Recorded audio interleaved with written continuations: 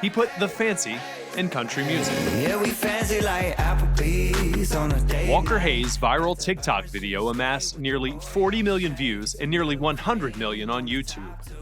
Though stardom may have happened overnight, Walker's success took time. After playing his first gig in their hometown of Mobile, Alabama in 2004, Walker and his wife Lainey decided to go all in for a career in country music. I just said, well, what do you think about moving to Nashville? I was dead set that he was gonna make it, and I would be shocked if he didn't. In 2010, he charted his first song, Pants. As his career ramped up, so did his drinking. When did you notice that your drinking was actually a problem? I had my first beer when I was 13, and I remember being a different person because of that in my hand. As a songwriter, it was no one looked at me like, hey, it's 11 in the morning. You sure you want to go to that bar, right now and crack it? I mean, that's what we did. One cold Saturday in January 2014, Lainey met Laura Cooper, who invited Lainey and their family to a Saturday night church service where her husband Craig was the pastor. Walker had had a few drinks, but he agreed to go. He walked in the doors, and Walker says the first thing I said to him was, "Glad you're here." I was just grateful that they showed up. Over the next few years, Pastor Craig Cooper and Walker became close friends, though Walker still wanted nothing to do with religion.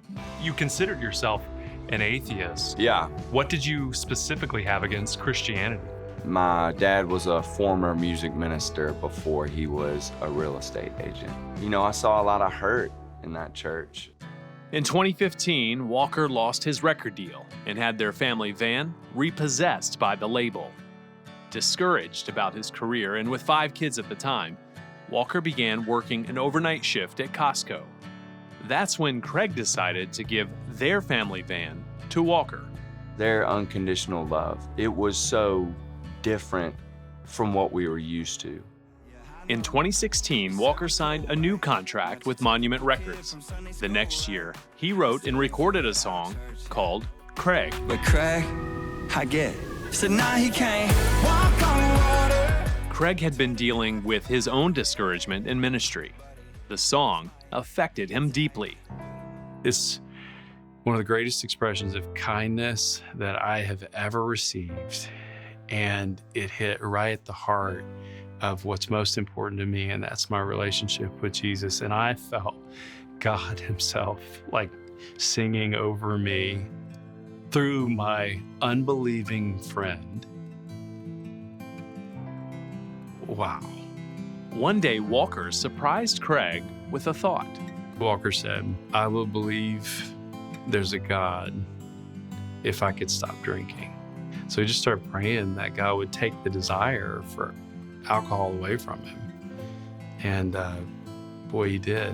When he quit on that Saturday, it wasn't with the intent of I'm done drinking. It just was one day he wasn't drinking, and then the next day he didn't, and then the next day, and it's miraculous that he stopped that way.